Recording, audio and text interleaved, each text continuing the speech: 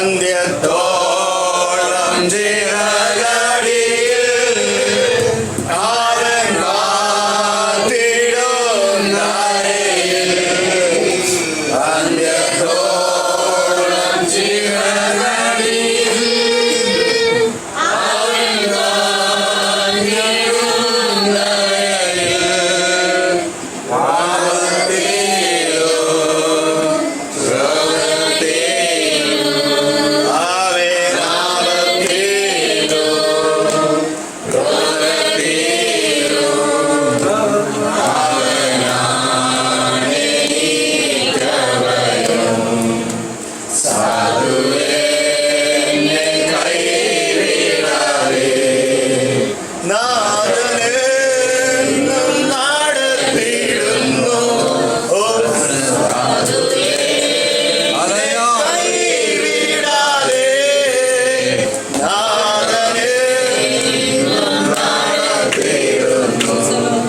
രാത്രികാലം ദൈവസന്നിധിയായിരിക്കുവാൻ ദൈവം ഒരുക്കിയ വലിയ കൃപയ്ക്കായി ദൈവത്തെ സ്തുതിക്കുന്നു. സന്തോഷത്തോടെ നമുക്ക് ദൈവത്തെ സ്തുതിക്കാം. ഈ രാത്രികാലം പ്രിയ കർത്താവിന്റെ ദാസനും പ്രിയ കുടുംബത്തിനും പ്രിയ ജോണിച്ചേട്ടനും വേഗം വരുന്ന ക്രിസ്തുയേശുവിന്റെ നാമത്തിൽ എൻ്റെ സ്നേഹവന്ദനത്തെ ഞാൻ പ്രാരംഭം അറിയിക്കുന്നു. ഇന്ന് പകൽക്കാലം നിങ്ങളുടെ മധ്യ ദൈവജനമായിരിക്കും. ദൈവം കൃപ തന്നു. രാത്രികാലം നമ്മൾ ഒരുമിച്ചായിരിക്കുന്നത് ദൈവാത്മാവ് നമ്മളോട് സംസാരിക്കട്ടെ. ദൈവപ്രവൃത്തി നമ്മുടെ മേൽ ജീവിപ്പിക്കുവാൻ ദൈവത്തിന് ആത്മാവ് ഇടയാക്കട്ടെ. ദൈവസന്നിധി പ്രാർത്ഥിക്കും. ഇന്ന് പകൽക്കാലം വായിച്ച വാക്യത്തിലേക്ക് നമ്മുടെ ചിന്തയെ കൊണ്ടുവരാം. സങ്കീർത്തനങ്ങൾ 23-ാം അധ്യായം അതിന്റെ 4-ാം വാക്യം. സങ്കീർത്തനങ്ങൾ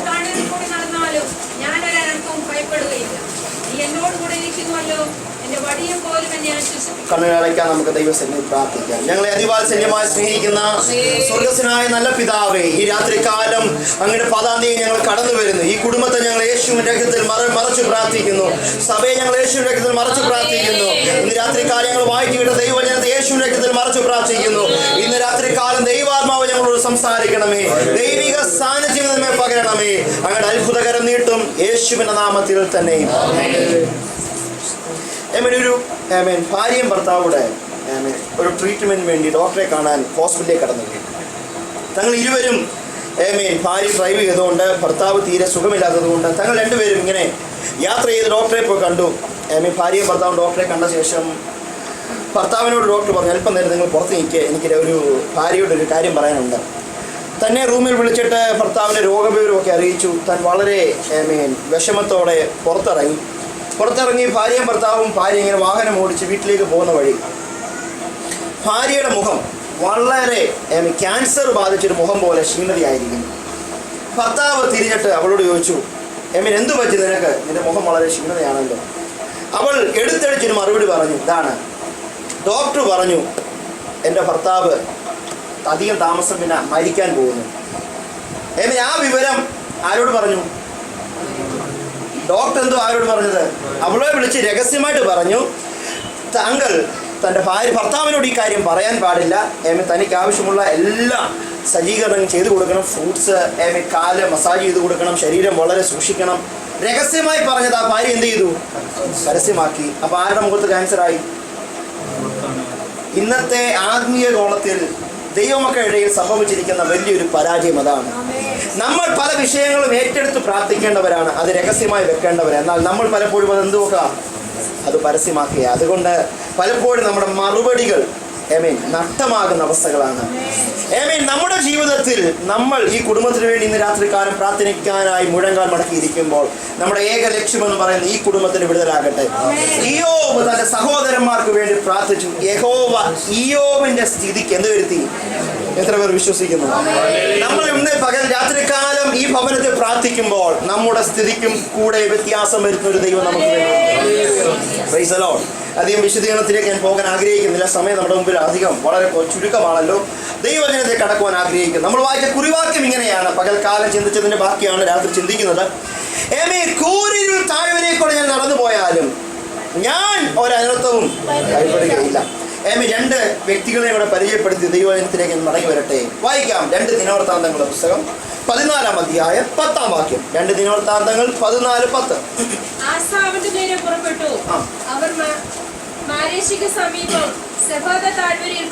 മതി. ആസ അവർക്കു നേരെ പുറപ്പെട്ടു. അവർ സെഫദ താഴ്വരയ്ക്ക് അടുത്തു. നമ്മൾ മൂന്നാമതായി രാവിലെ ഏതൊക്കെ താഴ്വരയാണ് ചിന്തിച്ചത്? അസ്ഥികളുടെ താഴ്വര. 2 ഹെബ്രോൻ താഴ്വര. ഇന്ന് രാത്രിക്കാലം നമ്മൾ ചിന്തിക്കുന്നത് സെബദ താഴ്വര. അഭിഷേക്തനായ ആസ ദൈവസന്നിധിയിൽ പ്രതിഷ്ഠയും തീരുമാനവും ദൈവത്തോട് വളരെ ബഹുമാനമുള്ള ആസ. 1, 2, 3 അധ്യായങ്ങൾ പഠിക്കുമ്പോൾ, 1 മുതൽ 5 വരെയുള്ള അധ്യായങ്ങൾ പഠിക്കുമ്പോൾ നമുക്ക് കാണുവാൻ കഴിയുന്നു, അവൻ ബാൽ വിഗ്രഹങ്ങളെ തകർത്തു, അശേര പ്രതിഷ്ഠകളെ ഉടച്ചു, ദൈവനാമത്തിന് വിരുദ്ധമായിരുന്ന എല്ലാത്തിനെയും ആസ തകർത്തു. 6-ാം വാക്യം പഠിക്കുമ്പോൾ കാണുവാൻ കഴിയുന്നു, യഹോവ അവന് എന്ത് നൽകി? വിശ്രാമം നൽകി. നീ ദൈവത്തിന്റെ സന്നിധിയിൽ വിശ്വസ്തനാണോ?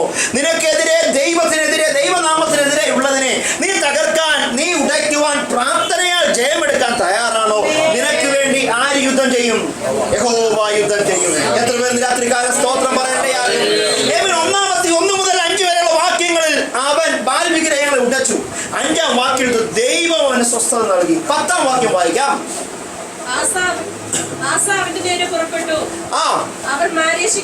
അവർ യഹോവയായ ദൈവത്തിന്റെ അരുളപ്പാട് പ്രകാരം ഏകദേശം 10 ലക്ഷം പേർ വരുന്ന കൂശ്യ സൈന്യത്തിനെതിരെ ആസ തന്റെ ജൈവമായ യഹോവയുടെ സന്നിധിയിൽ വിശ്വാസത്തോടെ പടയ്ക്ക് പുറപ്പെട്ടൊരു വാക്യമാണ് നമ്മൾ വായിച്ചത്. 2 ദിനവൃത്താന്തം 14-ാം അധ്യായം 14 വാക്യങ്ങളാണുള്ളത്. വളരെ വേഗം ഓടിച്ച് ചില ചിന്തകൾ ഞാൻ പറഞ്ഞ് അവസാനിപ്പിക്കട്ടെ. സെബദ താഴ്വര എന്ന് പറയുന്നത് യഹോവ നമുക്ക് വേണ്ടി യുദ്ധം ചെയ്യുന്ന താഴ്വരയാണ്. നമ്മളല്ല യുദ്ധം ചെയ്യുന്നത്, നമ്മളല്ല അതിന്മേൽ കർത്തൃത്വം നടത്തുന്നത്, മറിച്ച് നമ്മൾ ഒന്ന് മാത്രം ചെയ്യുക, യഹോവ നമുക്ക് വേണ്ടി യുദ്ധം ചെയ്യും. ആസയുടെ കൂടെയുള്ള സൈന്യം വളരെ ചുരുക്കമാണ്. എന്നാൽ കൂശിന്റെ കൂടെയുള്ള സൈന്യം ഏകദേശം 10 ലക്ഷം പേരുണ്ട്. വാക്യം പഠിക്കുമ്പോൾ കാണുവാൻ കഴിയുന്നു, 10 ലക്ഷം പടജനവും 300 രഥങ്ങളുമായി കൂശ്യ സൈന്യം ആസക്കെതിരെ പുറപ്പെട്ടപ്പോൾ ആസ 11-ാം വാക്യം പഠിക്കുമ്പോൾ കാണുവാൻ കഴിയുന്നു, ആസ തന്റെ ദൈവമായ യഹോവയോട് വിളിച്ചപേക്ഷിച്ചത്. അവൻ യുദ്ധത്തിന് പുറപ്പെട്ടില്ല. അന്ന് രാത്രി ആസ മുഴങ്കാൽ മടക്കി. ഞാൻ ഇപ്രകാരം ആ വാക്യത്തിൽ ഒരു ഡെഫിനിഷൻ നൽകട്ടെ. സെബദ താഴ്വരയിൽ നീ മുഴങ്കാൽ മടക്കാൻ തയ്യാറാണോ? ഒരു പ്രഭാതം നിനക്കുണ്ടെങ്കിൽ അത് നിന്റെ ജയത്തിന്റെ പ്രഭാതമായിരിക്കും. നീയല്ല യുദ്ധം ചെയ്യേണ്ടത്, യഹോവ നിനക്ക് വേണ്ടി യുദ്ധം ചെയ്യും. ദൈവമായ യഹോവയോട് ഇപ്രകാരം വിളിച്ചു, യഹോവേ, ബലവാനും ബലഹീനനും തമ്മിൽ കാര്യമുണ്ടായാൽ നീ ആർക്ക് തുണ നിൽക്കുന്നവനാണ്? ബലഹീനനായ എനിക്ക് വേണ്ടി തുണ നിൽക്കുന്നവനാണ്.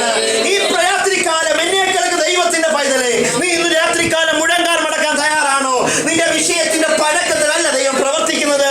നീ ഇന്ന് രാത്രികാലം വിശ്വസ്തയോടെ ദൈവസന്നിധിയിൽ മുഴങ്കാൽ മടക്കാൻ തയ്യാറാകുന്നുവെങ്കിൽ ആസ തന്റെ ദൈവത്തോട് നിലവിളിച്ചു. അവൻ പറഞ്ഞത് കൂശ്യ സൈന്യത്തിന്റെ 10 ലക്ഷം വരുന്ന ജനത്തെ കുറിച്ചല്ല, 300ഓളം വരുന്ന രഥത്തെ കുറിച്ചല്ല, അവനെതിരെയുള്ള ഭാഗ്യശക്തിയുടെ ബലത്തിന്റെ ഘോരത്വമല്ല അവൻ പറഞ്ഞത്. അവന്റെ വ്യക്തിപരമായി അവനെ തന്നെ ദൈവസന്നിധിയിൽ സമർപ്പിക്കേണ്ടതായി. അവൻ പറഞ്ഞു, ദൈവമേ, ഞാൻ ബലഹീനനാ, എനിക്കെതിരെ വരുന്നവൻ ബലവാനാണ്. എന്നാൽ ബലഹീനനായ എന്നെ ബലപ്പെടുത്തുന്ന ഒരാത്മസാന്നിധ്യമുണ്ട്. ബലഹീനനായ എന്നെ അഭിഷേകം ചെയ്യുന്ന ഒരാത്മാവിന്റെ വ്യാപാരമുണ്ട്.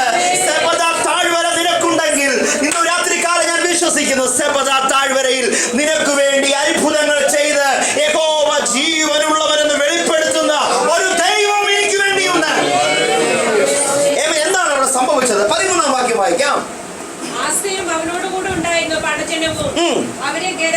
കേട്ടോ, 11-ാം വാക്യത്തിൽ ആസ എന്ത് ചെയ്യുക? ദൈവസന്നിധിയിൽ മുഴങ്കാൽ മടക്കിയ.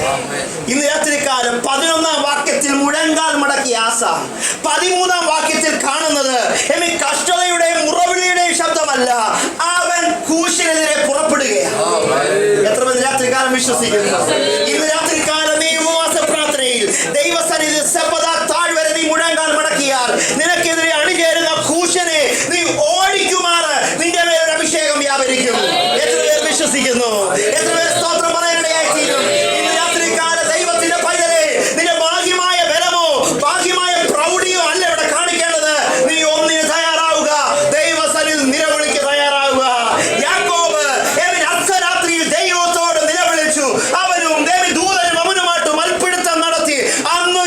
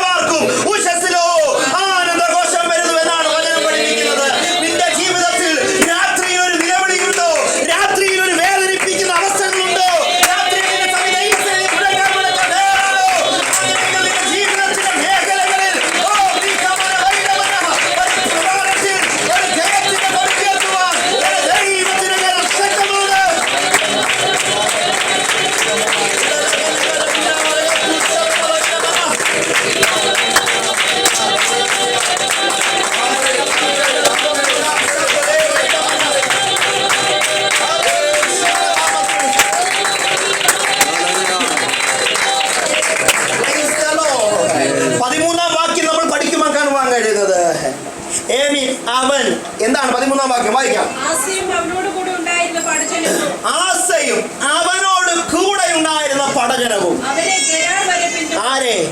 കൂശിനെ. 10-ാം വാക്യം വരെ കൂശൻ ആരായിരുന്നു? കൂശൻ ബലവാനായിരുന്നു. 12-ാം വാക്യം വരെ കൂശന്റെ ബലത്തെ കുറിച്ച് ആസ പറഞ്ഞത് അവൻ ബലവാനെന്നാ. എന്നാൽ 13-ാം വാക്യത്തിൽ ആസയുടെ സെന്റൻസിന് വ്യത്യാസം വരത്തക്കവണ്ണം, ആസയുടെ വാചകത്തിന് വ്യത്യാസം വരത്തക്കവണ്ണം ദൈവം തന്റെ പ്രവൃത്തിയോടെ ജീവിപ്പിച്ചപ്പോൾ 13-ാം വാക്യം വിളിച്ചു പറയുന്നു, ആസയും അവനോട് കൂടെയുള്ള പടജനവും കൂശനെ എവിടെ വരെ പിന്തുടർന്നു? ഗെരാർ വരെ പിന്തുടരുന്നു. അടുത്ത വാക്യം ഇങ്ങനെയാണ് കാണുന്നത്, അവരിൽ ജീവനോടെ ശേഷിക്കാതെ ദൈവത്തെ സ്തുതിക്കാനിടയാകും. എത്ര പേര് ആമേൻ ദൈവത്തിന് പറയാനിടയായി തീരും. ഇന്ന് രാത്രിക്കാലം നീ ബലഹീനനാണോ? ഇന്ന് രാത്രിക്കാലം നീ നിലവിളിക്കുന്നവനാണോ? ഇന്ന് രാത്രിക്കാലം നീ ദൈവത്തിന് മുഴങ്കാൽ മടക്കിയവനാണോ? ഇന്നലെ കൂശൻ നിനക്കൊരു വെല്ലുവിളിയായിരുന്നു. ഇന്നലെ കൂശൻ നിനക്കൊരു പേടി സ്വപ്നമായിരുന്നു.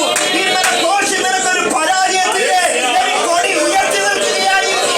എന്നാൽ ഇന്ന് രാത്രിക്കാലം വിശ്വാസത്തോടെ മുഴങ്കാൽ മടക്കി ആസയ്ക്ക് വേണ്ടി അവിടെ ഉയർത്തിയതുപോലെ ഇന്ന് രാത്രിക്കാലം എന്നെ കേൾക്കുന്ന ദൈവത്തിന്റെ പൈതലേ, ഒരുവനെ പോലും ജീവനോടെ ശേഷിപ്പിക്കാതെ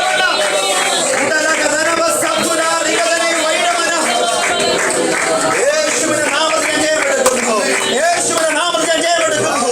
ഉടലകഥന സബ്തുലേ വൈഡമന നിരക്കുനാരികത്തുനി. ഇപ്രകാരം ദൈവത്തിന്റെ ആത്മാവ് ഒരു ആലോചന വിളിച്ചു പറയുന്നു,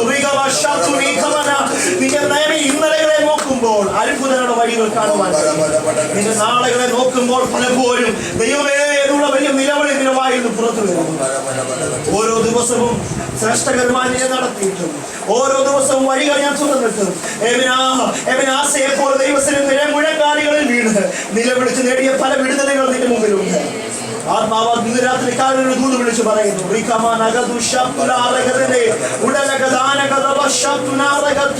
കഴിഞ്ഞ 2007 മുതൽ നീ ഒരു വിഷയത്തിന് വേണ്ടി അനേക നാളുകളെ അധ്വാനിക്കുക, അതിനുവേണ്ടി ചെലവിടുക, അതിനുവേണ്ടി ഓടുക, എന്നിട്ടും അതൊരു ലക്ഷ്യസ്ഥാനത്തെത്തുവാൻ കഴിയാതെ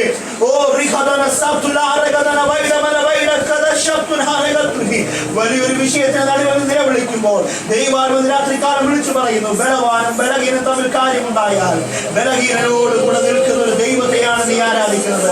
ഇന്ന് രാത്രികാലം നിന്റെ ബലമല്ല നോക്കേണ്ടത്, നിന്റെ ശക്തിയല്ല നീ നോക്കേണ്ടത്. നീ ദൈവത്തിന് ഈ ദിവസം മുഴങ്കാലിരിക്കാൻ തയ്യാറാകട്ടെ. നിങ്ങൾക്കൊരു പ്രാർത്ഥനാ വീരൻ ഉയരട്ടെ, നിങ്ങൾക്കൊരു പ്രാർത്ഥനയുടെ ആത്മാവ് ജ്വലിക്കട്ടെ. അങ്ങനെയെങ്കിൽ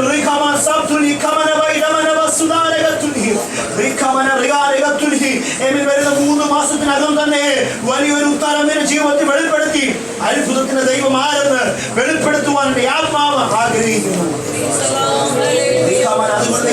അതുകൊണ്ട് ഭയപ്പെടേണ്ട, വിശ്വസിക്കുക മാത്രം ചെയ്യുക. രാത്രികാലം പൂർണ്ണമായി ദൈവത്തിനെ വിശ്വസിക്കട്ടെ.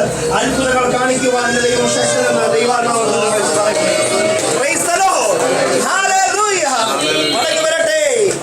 ആ കൂശനിൽ എന്താണ് വചനം പഠിക്കുന്നത്? ഒരുവൻ പോലും. ഇന്ന് രാത്രികാലം നിങ്ങൾ വ്യാപരിക്കുന്ന രോഗാത്മാവിൽ, നിന്നെ അലട്ടുന്ന പ്രശ്നത്തിൽ, നീ വേവലാതിപ്പെടുന്ന നിന്റെ ആകുല ചിന്തയിൽ ഒന്നുപോലും ശേഷിക്കാതെ, ഒരവസ്ഥ പോലും ശേഷിക്കാതെ, അതിന്റെ ഒരു അണു പോലും ശേഷിക്കാതെ എല്ലാത്തിനെയും അശേഷം മുടിക്കുവാൻ കഴിയുന്നതാണ് നിന്റെ ഉള്ളിൽ വ്യാപരിക്കുന്ന ദൈവശക്തി. എത്ര പേർ ആമീൻ പറയാനിടയാകും? ഇന്ന് രാത്രികാലം നമ്മൾ ഇവിടെ ആരാധിക്കുമ്പോൾ ആസ മറ്റൊന്നും ചെയ്തില്ല, അവൻ മുഴങ്കാൽ മടക്കിയതേ ഉള്ളൂ. അവൻ മുഴങ്കാൽ മടക്കിയപ്പോൾ യുദ്ധം ചെയ്യേണ്ടത് യഹോവയാണ്. യുദ്ധം ചെയ്യേണ്ടത് യഹോവയാണ്. വചനം പഠിക്കുമ്പോൾ കാണുവാൻ കഴിയുന്നു, സൈന്യങ്ങളുടെ യഹോവ നമ്മോട് കൂടെ, യാക്കോബിന്റെ ദൈവം നമ്മുടെ ദുർഗമാകുന്നു. ഇന്ന് രാത്രിക്കാല സൈന്യങ്ങളുടെ യഹോവ നിന്നോട് കൂടെ ഉണ്ടോ? യാക്കോബിന്റെ ദൈവം നിന്റെ ദുർഗമാണോ? അങ്ങനെയെങ്കിൽ ആസേ നിനക്ക് ഭയക്കാൻ വകയില്ല. ഇന്ന് രാത്രികാലം ഞാൻ ദൈവത്തെ സ്തുതിക്കുന്നു. മടങ്ങി വരട്ടെ. 13-ാം വാക്യത്തിൽ ആസ വിളിച്ചു പറയുന്നത്, കൂശന് ഒരുവൻ പോലും ജീവനോടെ ശേഷിച്ചില്ല. എന്താ കാര്യം? ആസ പടയ്ക്ക് പുറപ്പെട്ടത് ആയുധം കൊണ്ടാണോ? ആസ പടയ്ക്ക് പുറപ്പെട്ടത് പരിചയോ കുന്തമോ വാളും കൊണ്ടാണോ? നീ ബലഹീനനാണെന്ന് എന്റെ ദൈവത്തിന് അറിയാം. നിന്നെ കൊണ്ട് സാധിക്കത്തില്ലെന്ന് ദൈവത്തിന് അറിയാം. അതുകൊണ്ട് അന്ന് രാത്രി എന്റെ ദൈവം എന്നെ കൂശിനെ തകർക്കുവാൻ ആ സെബദാം താഴ്വരയിൽ ഇറങ്ങി വന്നു. ഈ രാത്രി കാലം വിശ്വസിക്കാമോ? നീ ആയിരിക്കുന്ന നിന്റെ അവസ്ഥയുടെ നടുവിൽ നിനക്ക് വേണ്ടി ഇറങ്ങി വന്ന് നിന്റെ പ്രതികൂലത്തെ മുഴുവനായി അശേഷം മുടിച്ചു കളഞ്ഞ് നിന്റെ മേലൊരു ജീവന്റെ ശക്തി വെളിപ്പെടുത്തി യഹോവയെ ആരെന്ന് വെളിപ്പെടുത്തുവാൻ നമ്മിൽ വ്യാപരിക്കുന്ന ദൈവത്തിന്റെ ആത്മാവിന് സാധ്യമാണ്. സമയം കൊണ്ട് ഞാൻ മുന്നോട്ട് കടന്നു പോകട്ടെ. 13 വാക്യം താഴോട്ട് വായിക്കാം. കേട്ടോ, അവർ യഹോവയുടെയും ഞാനൊരു സ്തോത്രം പ്രതീക്ഷിച്ചു. ഇതാ ഞാൻ അധികം ബൈബിൾ വായിപ്പിക്കാതെ. ബൈബിൾ വായിപ്പിച്ചാൽ നിങ്ങൾ എന്തിനാണ് നോക്കിക്കൊണ്ടിരിക്കുന്നത്? ഒരാൾ ബൈബിൾ വായിച്ചാൽ മതി, ബാക്കി എല്ലാവരും ശ്രദ്ധിച്ചു. അവർ യഹോവയുടെയും അവന്റെ സൈന്യത്തിന്റെ മുമ്പാകെ എന്തായി?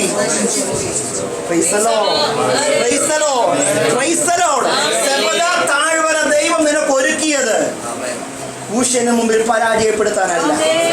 നിന്റെ ജീവിതത്തിൽ നീ അനുഭവിക്കുന്ന ഈ രോഗം, നീ അനുഭവിക്കുന്ന ഈ വേദന നിന്നെ പരാജയപ്പെടുത്താനല്ല, നിന്നെ ഇല്ലാതാക്കാനല്ല. സൈന്യങ്ങളുടെ യഹോവ എന്നോട് കൂടെ ഉണ്ടെന്ന് കൂശൻ കാണേണ്ടതിനാണ്. യഹോവ നമ്മോട് കൂടെ ഉണ്ടെന്ന് ജാതികൾ കാണേണ്ടതിനാണ്. നിനക്കെതിരെ പ്രതിവാദം നടത്തുന്ന നിന്റെ പ്രതിയോഗി അറിയേണ്ടതിനാണ് എന്റെ ദൈവം നിന്നെ താഴ്വരയിൽ ഇറക്കി വിട്ടത്.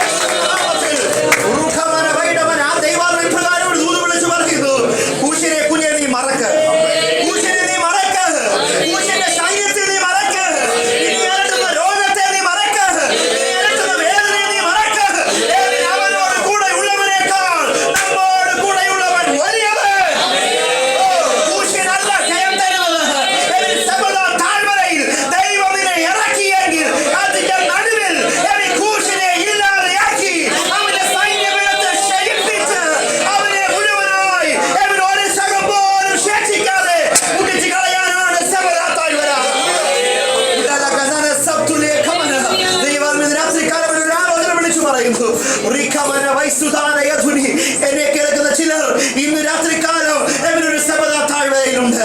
നിന്നെ ഭയപ്പെടുത്തുന്ന, നിന്നെ ഭീതിപ്പെടുത്തുന്ന, നിന്റെ പേടി സ്വപ്നമായിരിക്കുന്ന ചില സബദകൾ ഇന്ന് രാത്രികാലം എന്നെ കേൾക്കുന്നുണ്ട്. കുഞ്ഞെ, നിന്നോട് ദൈവാത്മാ വിരൽ ചൂണ്ടി സംസാരിക്കുന്നു. നീ ഭയപ്പെടേണ്ട. നീ നിൽക്കുന്ന ദൈവാലോചന പ്രകാരമാണോ? നീ നിൽക്കുന്ന ദൈവിക ന്യായപ്രമാണ പ്രകാരമാണോ? നിന്റെ കാൽ വഴുതുവാൻ അവൻ സമ്മതിക്കത്തില്ല.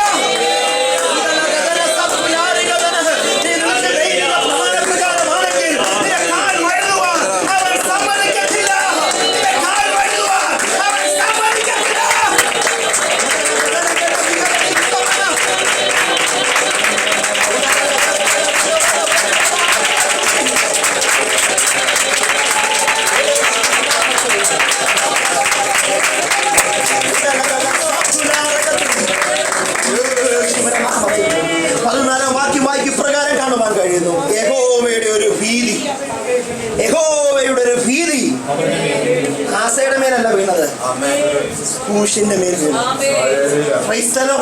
ഒരു സ്തോത്രം പറയാൻ കഴിയുമോ? നിനക്കെതിരെ എയ്ത അമ്പ്, നിനക്കെതിരെ എയ്തുവിട്ട അമ്പ് അതിനേക്കാൾ 7 മടങ്ങ് വേഗതയിൽ ശത്രുവിന്റെ പൂണിയിൽ തകർക്കുന്നതാണ്. തറപ്പിക്കുന്ന പദ്ധതിയാണ് വചനത്തിന്റെ പദ്ധതി. ഇന്ന് രാത്രികാലം എന്നെ കേൾക്കുന്ന ദൈവത്തിന്റെ പൈതലെ, നീ ദൈവസനെ മുടങ്ങാൻ മുടക്കിക്കോ. നിനക്കെതിരെ എഴുത അമ്പിനെ അല്ല നീ നോക്കേണ്ടത്, നിനക്കെതിരെ എഴുന്നേൽക്കുന്ന ശത്രുവിന്റെ സൈന്യത്തെയല്ല നീ നോക്കേണ്ടത്. അവന്റെ മധ്യേ ഭീതി വരുത്തുന്ന ഒരു ദൈവം നിന്നോട് കൂടെയുണ്ട്. പ്രവാചക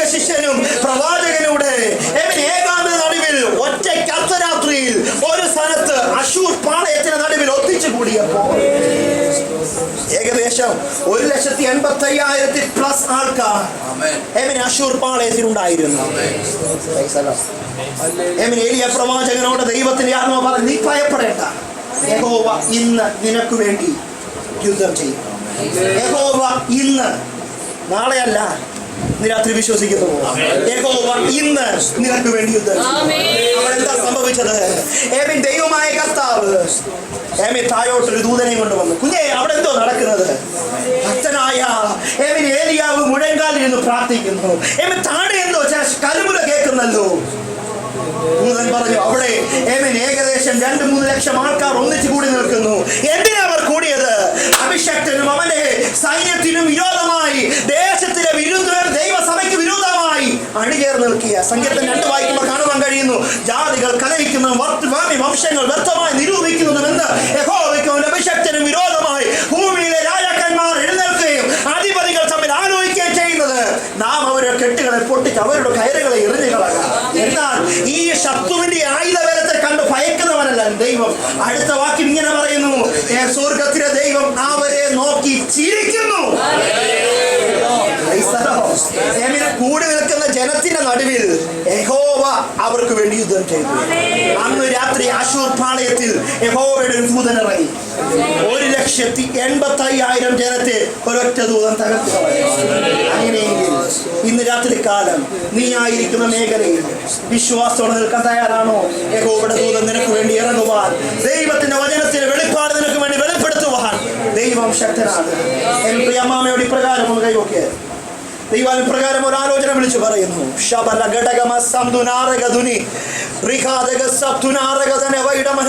നിന്നെ ഒരു ഭീതി മൂടിയിട്ട് അനേക നാളുകളായി.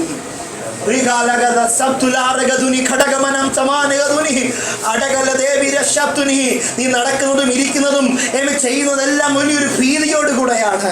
ഇന്ന് രാത്രിക്കാലം ദൈവാത്മാവിന്റെ ദൂത് വിളിച്ചു പറയുന്നു, നീ ദൈവസന്നിധിയിൽ ഇന്നലകളിലെ പ്രാർത്ഥനയിലേക്കൊന്ന് മടങ്ങി വരാൻ തയ്യാറാകുന്നുവെങ്കിൽ, ഇന്നലകളിലെ നിലവിളിയിലേക്കൊന്ന് മടങ്ങി വരാൻ തയ്യാറാകുന്നുവെങ്കിൽ ദൈവാത്മാവ് നിന്നോട് ദൂത് വിളിച്ചു പറയുന്നു, ഭയപ്പെടേണ്ട, നാളെ ഒരു പകൽ നിനക്കുണ്ട്. അന്ന് കൂശിനമേൽ യഹോവയുടെ ഭീതി മുഴക്കുന്ന ദിവസമാണ്. ഇന്ന് രാത്രി കാലം ആത്മാവിനോട് ദൂത് വിളിച്ചു പറയുന്നു, ഭയപ്പെടേണ്ട, സൈന്യങ്ങളുടെ യഹോവ നമ്മോട് കൂടെ. യാക്കോബിന്റെ ദൈവമാണ് നിന്റെ ദുർഗം. ഇന്ന് രാത്രി കാലം നിനക്കെതിരെ പാളയം ഇറങ്ങിയിരിക്കുന്ന ഒന്നിനു പുറകെ ഒന്നായി രോഗമിട്ട് അനേക വർഷങ്ങളായി നിന്നെ അലട്ടുന്ന ആ രോഗാത്മാവിനെ ഇന്ന് രാത്രി കാലം ഞങ്ങൾ പിതാവിനെയും പുത്രനെയും പരിശുദ്ധാത്മാവിന്റെ നാമത്തിൽ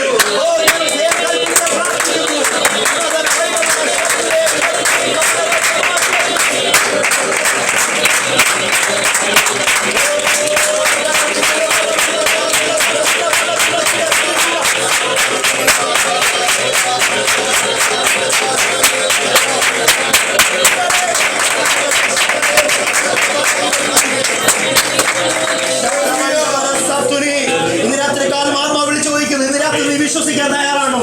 അങ്ങനെ യഹോവയുടെ മഹത്വം നീ കാണുമെന്ന്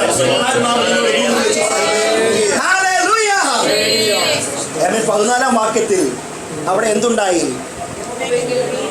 യഹോവയിങ്കൽ നിന്നൊരു ഭീതി അവയുടെ മേൽ വീണു. അടുത്തത് വായിക്കാം.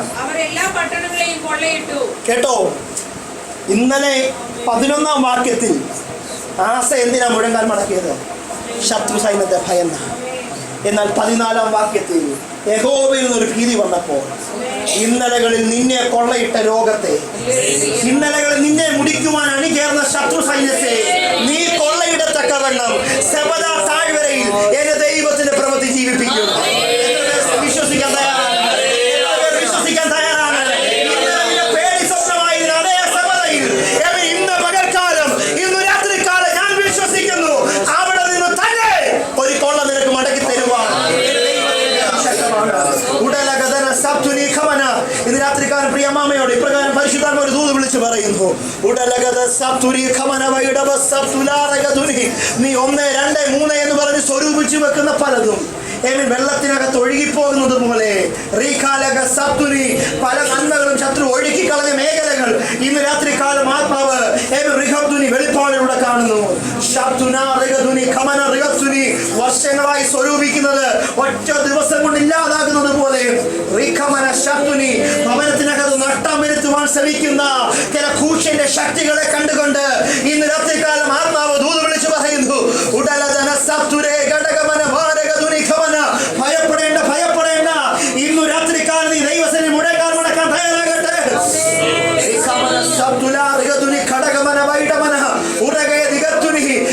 ചില പേപ്പറുകളിൽ എഴുതുന്നത് പോലെ ചില വിഷയങ്ങളെ മേൽ അവർ എഴുതി ഒപ്പിട്ട് തരുന്ന ചില മേഖലകൾ ദൈവത്തിന് ആത്മാവ് ദർശിക്കുന്നു.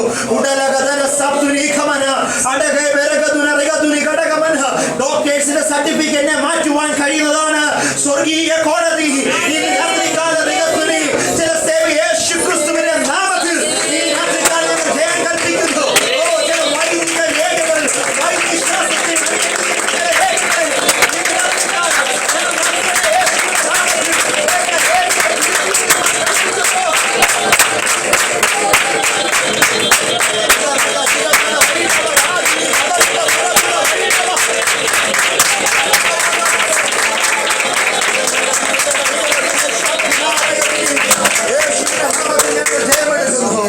യേശുവിന്റെ നാമത്തിൽ ഇന്ന് രാത്രികാലം വിശ്വസിക്കാൻ തയ്യാറാണോ? ദൈവം പ്രവർത്തിക്കാൻ ശക്തനാണ്.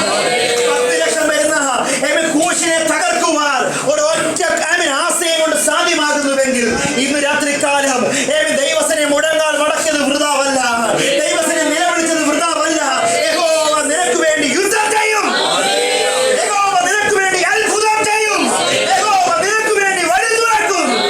ഇന്നലകളിലെ കൊള്ളകൾ, ഇന്നലകളിലെ നഷ്ടങ്ങൾ നിനക്ക് ലാഭമാക്കി തീർക്കുവാൻ ദൈവത്തിന്റെ കരം ശക്തമാണ്. വിശ്വസിക്ക, മാത്രം ചെയ്യുക. സമയത്തിനോട് ഞാൻ മടങ്ങി വരട്ടെ. യോശുവയുടെ പുസ്തകം 7-ാം അധ്യായം 26-ാം വാക്യം വായിക്കുമ്പോൾ അവിടെ ഒരു താഴ്വര കാണുവാൻ കഴിയുന്നു. ആഘോർ താഴ്വര. ആഘോർ താഴ്വരയുടെ പ്രത്യേകത ദൈവനാമത്തിനും ദൈവിക അഭിഷക്തന്മാർക്കും വിരോധമായി ആഖാൻ എന്ന് പറയുന്ന വ്യക്തി ഇന്നലകളിലെ യുദ്ധത്തിൽ നിന്ന് ലഭിച്ച കൊള്ള അവൻ എവിടെ കൊണ്ട് മറച്ചു വെച്ചു? അവൻ പാർപ്പിടത്തിൽ കൊണ്ട് മറച്ചു വെച്ചു. ഒളിച്ചു വെച്ച നന്മ അല്ലെങ്കിൽ മോഷ്ടിച്ച നന്മ ദൈവിക പ്രമാണത്തിന് വിരോധമായി നിൽക്കുന്നവൻ ആഘോർ താഴ്വര നാശത്തിന്റെ താഴ്വരയാണ്. സമയമില്ലാത്തതുകൊണ്ട് ഞാൻ വളരെ വേഗം പറഞ്ഞു പോകുന്നത്. ആഘോർ താഴ്വര. ആഘോർ എന്ന വാക്കിന്റെ അർത്ഥം ദൈവത്തെ നിന്ദിക്കുന്നവനെ തകർക്കുകയും ദൈവത്തെ സ്നേഹിക്കുന്നവനെ അനുഗ്രഹിക്കുകയും ചെയ്യുന്ന താഴ്വരയാണ്. യോശുവയുടെ പുസ്തകം 7:24 മുതലുള്ള വാക്യങ്ങൾ പഠിക്കുവാൻ കാണുവാൻ കഴിയുന്നു. ആഖാൻ എന്ന് പറയുന്ന വ്യക്തി ദൈവനാമത്തിനും യുദ്ധം ചെയ്യുവാൻ പോയി, യുദ്ധം ജയിച്ചു. പക്ഷെങ്കിൽ അവൻ എന്ത് ചെയ്തു? യുദ്ധം മുതൽ കൊള്ളയായി അടിച്ചു.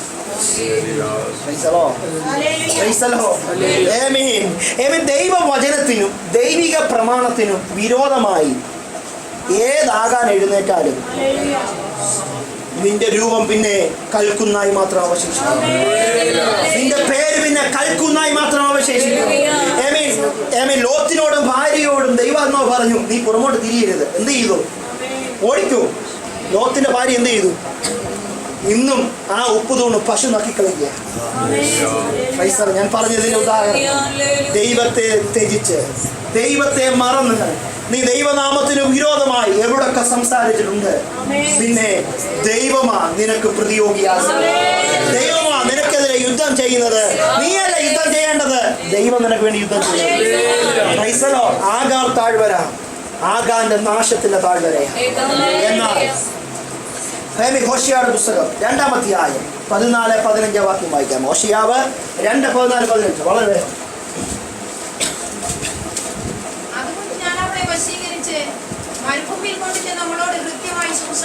അതുകൊണ്ട് ഞാൻ അവരെ വശീകരിച്ച് മരുഭൂമിയിൽ കൊണ്ടുപോയി അവളോട് ഹൃദ്യമായി സംസാരിക്കും. യോശുവയുടെ പുസ്തകത്തിൽ ആഘോർ താഴ്വര ഏത് താഴ്വരയാ? ദൈവസന്നിധിയിൽ ദൈവവചനത്തിന് വിരോധമായി ദൈവിക പ്രമാണത്തിന് വിരോധമായി നിന്നവൻ കല്ലെറിഞ്ഞ് കൊല്ലപ്പെട്ട താഴ്വരയാണ്. ഏത് താഴ്വര? എനിക്കറിയാം, നിങ്ങൾ 16-ാം വാക്യം വരെ വായിക്കുക.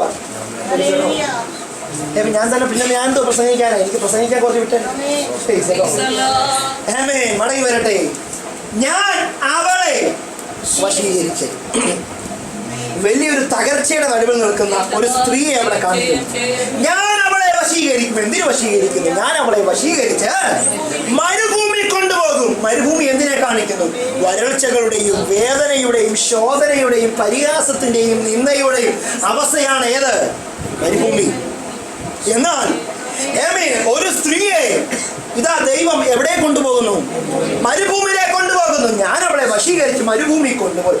അവളോട് എന്തിനാ മരുഭൂമി? എന്തിനാ വെച്ചാ മരുഭൂമി? ദൈവത്തിന് എന്നോട് ചില സംസാരിക്കാനുള്ളത്. ദൈവത്തിന് തന്നെ ആവശ്യമുള്ളത് കൊണ്ടാ നീ ഇപ്പോൾ അനുഭവിക്കുന്ന മരുഭൂമി. എന്നാൽ മരുഭൂമിക്കകത്ത്, ആഗോർ താഴ്വരയ്ക്കകത്ത് ദൈവത്തിന് ഒരു വാഗ്ദത്തം ചെയ്യാനുണ്ട്. ദൈവത്തിനോട് അരുളപ്പാട് അറിയിക്കാനുണ്ട്. ആഗോർ താഴ്വരയിൽ അവളെ വശീകരിച്ച് മരുഭൂമി കൊണ്ടുപോയി ദൈവം അവളോട് കൃത്യമായി സംസാരിച്ചു. എന്താ സംസാരിച്ചത്? അവിടെ വെച്ച് ഞാൻ അവൾക്ക് മുന്തിരിത്തോട്ടങ്ങളെയും പ്രത്യാശയുടെ വാതിലായ. ഇന്നലെ ആഗോർ താഴ്വര എന്തുവായിരുന്നു? തകർച്ചയുടെ താഴ്വരയായിരുന്നു. എന്നാൽ ഭക്തൻ നിലവിളിച്ചപ്പോൾ, ഭക്തൻ ദൈവസനെ കണ്ണുനീരൊഴുക്കിയപ്പോൾ ആഗോർ താഴ്വര അനുഗ്രഹത്തിന്റെ മുന്തിരിത്തോട്ടത്തിന്റെ താഴ്വരയായി. ആഗോർ താഴ്വര പ്രത്യാശയുടെ വാതിലിൻ്റെതായി. ആഗോർ താഴ്വര ദൈവം ഹൃദ്യമായി സംസാരിക്കുന്നതായി. ഇന്ന് രാത്രി കാലം ആന്റിയോട് ഇപ്രകാരം അമ്മമ്മ ഇപ്രകാരം ഒരു ആലോചന വിളിച്ചു പറയുന്നു. നീ അനുഭവിക്കുന്ന ചില മരുഭൂമികളെ കണ്ടുകൊണ്ട്, അനുഭവിക്കുന്ന ചില വേവലാതികളെ കണ്ടുകൊണ്ട് ഇന്ന് രാത്രി കാലം ദൈവത്തോട് വലിയ ചോദ്യം ചോദിക്കാം. ദൈവമേ, എന്തുകൊണ്ട് എനിക്ക് വലിയ തകർച്ച? ആരും എന്നെ സഹായിക്കുന്നില്ലല്ലോ, ആരും എനിക്ക് വേണ്ടി വഴി തുറക്കുന്നില്ലല്ലോ. ഇന്ന് രാത്രി കാലം ദൈവാത്മാവിന്റെ ദൂത് വിളിച്ചു പറയുന്നു, ഒറ്റപ്പെടലിന്റെ നടുവിൽ യഹോവ നിന്നെ മാനിക്കാൻ ശക്തനാണ്. പരാജയങ്ങളുടെ നടുവിൽ ദൈവം നിനക്കൊരു ജയം തരുവാൻ ശക്തനാണ്. നിന്റെ തോൽവിയെ ജയമാക്കുവാൻ കഴിവുള്ള, നിന്റെ പരാജയത്തെ മാന്യമാക്കുവാൻ കഴിവുള്ള ഒരു ദൈവത്തെയാണ് നീ സേവിക്കുന്നത്.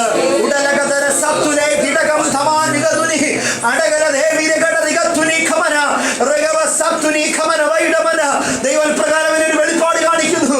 നീ പല വാതിലുകളും മുട്ടിയിട്ടും ഒരെണ്ണം പോലും തുറക്കാതെ എല്ലാ വാതിലുകളും നിനക്കെതിരെ അടയപ്പെടുന്നത് പോലെ ജീവിതത്തിന്റെ മേഖലകൾ പലതും അടയപ്പെട്ട് ആഗറിനെ പോലും നിലവിളിയുടെ നടുവിലായിരിക്കുന്ന പ്രിയദാസിയെ നിന്നോട് ദൈവം ഒരു ദൂത് വിളിച്ചു പറയുന്നു, ഭയപ്പെടേണ്ട. ആഗറേ, നിലവിളി കേട്ടിരിക്കുന്നു. നിന്റെ ജീവിതത്തിലെ മരുഭൂമിയെ ജലാശയമാക്കി തീർക്കത്തക്ക വേണം നിന്റെ ജീവിതത്തിൽ പ്രവർത്തിക്കുവാൻ എന്റെ ദൈവത്തിന്റെ കാലം ശക്തം എന്നാത്മാവ് ദൂത് വിളിച്ചു പറയുന്നു. അതുകൊണ്ട് ഇന്ന് രാത്രി കാലം ഭയപ്പെടേണ്ട, ദൈവത്തിൽ വിശ്വസിക്കുക. ഇന്ന് നിനക്ക് ചെയ്യുന്ന രക്ഷയെ നിന്റെ കണ്ണ് കാണുമെന്ന് ആത്മാവ് ദൂത് വിളിച്ചു പറയുന്നു. അടങ്ങി വരട്ടെ. മുന്തിരി കാണിക്കുന്നത് സമൃദ്ധിയും ആഹ്ലാദവും സന്തോഷവും ആനന്ദത്തെയുമാണ്. മരുഭൂമി കാണിക്കുന്നത് വരൾച്ചയാണ്. ഓക്കെ, രണ്ട് എൻറ്റയർലി ഡിഫറൻ്റ് ആയ ധ്രുവങ്ങൾ. മരുഭൂമി എന്തിനെ കാണിക്കുന്നു? തകർച്ചയും പരാജയത്തെ കാണിക്കുന്നു. മുന്തിരിത്തോട്ടം എന്തിനെ കാണിക്കുന്നു? സമൃദ്ധിയെ കാണിക്കുന്നു. ഇന്ന് രാത്രി കാലം നിന്റെ നഷ്ടങ്ങൾ ലാഭമാക്കും താഴ്വരയാണ് ആഗോർ താഴ്വര. നിന്റെ പരാജയങ്ങൾ ജയമാക്കും താഴ്വരയാണ് ആഗോർ താഴ്വര. നിന്റെ നാശങ്ങൾ വിജയത്തിന്റെ കൊടിയാക്കി താഴ്വരയാണ് ആഗോർ താഴ്വര. ഇന്ന് രാത്രി കാലം എന്നെ കേൾക്കുന്ന ദൈവത്തിന്റെ പൈതലേ, നീ ഒറ്റയാണെന്ന് വിചാരിച്ച് ഭയപ്പെടേണ്ട. 91 സങ്കീർത്തനം പഠിക്കും. ഇപ്രകാരം കാണുവാൻ കഴിയുന്നു, അത്യുന്നതനെ മറവിൽ വസിക്കും, സർവശക്തനെങ്കിൽ പാർക്കുകയും ചെയ്ത് യഹോവയെ കുറിച്ച് അവൻ എന്റെ സങ്കേതവും കോട്ടയും ഞാൻ ആശ്രയിക്കുന്ന ദൈവമെന്ന് പറയുന്നു. നിന്റെ വശത്ത് 1000 വീണോട്ട്, നിന്റെ വലതുവശത്ത് 10,000 വീണോട്ട്, എങ്കിലും അത് നിന്നോട് ഒരു സ്തോത്രം പറയാനിടയാണ്. ഇന്ന് രാത്രിക്കാലം നീ ആയിരിക്കുന്നത് ആഗോർ താഴ്വരയിലാണോ? നിനക്ക് വേണ്ടി മുന്തിരിത്തോട്ടം വെളിപ്പെടുത്തുവാൻ എന്റെ ദൈവത്തിന്റെ കരം ശക്തമാണ്. നിനക്ക് വേണ്ടി അത്ഭുതത്തിന്റെ വാതിൽ തുറക്കുവാൻ എന്റെ ദൈവത്തിന്റെ കരം ശക്തമാണ്. അപ്പോൾ ആഗോർ താഴ്വര എന്താണ്? മരുഭൂമിയെ മലർവാടിയാക്കുന്നതാണ് ആഗോർ താഴ്വര. പരാജയത്തെ ആനന്ദമാക്കുന്നതാണ് ആഗോർ താഴ്വര. ഇന്ന് രാത്രികാലം എത്ര പേർ ദൈവത്തിൽ വിശ്വസിക്കുന്നു? നാം ആയിരിക്കുന്ന മരുഭൂമിയുടെ നടുവിൽ, നാം ആയിരിക്കുന്ന വേദനയുടെ നടുവിൽ നിനക്ക് വേണ്ടി ഒരു വാറ്റത്തിന്റെ കനാൽ ഒഴുക്കുവാൻ എന്റെ ദൈവം ശക്തനാണ്. ഇന്ന് രാത്രികാലം ആത്മാ ഇപ്രകാരം ഒരു സൂചനയോട് വിളിച്ചു പറയുന്നു. ഉടനെ ദിഗത്തുനി ഖമന വൈഡദസത്തുനി ഖമന ദരിഗദനസത്തുനി ഖലഗദനേ. നീ പലതും നേടിയെന്ന് ചിന്തിച്ചവനാ, എന്നാൽ നീ നേടിയത് മുഴുവൻ നഷ്ടമായില്ലേ. നീ പലയിടത്തും കാലെടുത്ത് വെച്ചവനാ, എന്നാൽ എല്ലായിടത്തും നിന്റെ കാലിടറിയില്ലേ. നീ പലതും ചെയ്തെടുത്തത് വിചാരിച്ചവനാ, എന്നാൽ ചെയ്തതെല്ലാം നീ സ്നേഹിച്ചവരെല്ലാം, നീ ഉറ്റ ബന്ധുക്കൾ ഉറ്റ മിത്രങ്ങൾ അത് കരുതിയവരല്ല, നിങ്ങൾ നൻപിൻപാട് ദൂരത്തേക്ക് അകന്നുപോയ മേഖലകൾ ഇന്ന് രാത്രികാലം പരിശുദ്ധാത്മാവ് ദർശിക്കുന്നു. അതുകൊണ്ട് ഇന്ന് രാത്രികാലം ആത്മാവ് നിന്നോട് ദൂത് വിളിച്ചു പറയുന്നു, ഞാൻ നിന്നെ വശീകരിക്കാൻ ആഗ്രഹിക്കുന്നു. ദൈവിക അഭിഷേകത്തിലേക്ക് ഇന്ന് രാത്രികാലം നീ ദൈവസന്നിധിയിൽ പ്രാർത്ഥനയുടെ മുഴങ്ങാൻ മടക്കാൻ തയ്യാറാകുന്നത്. 2014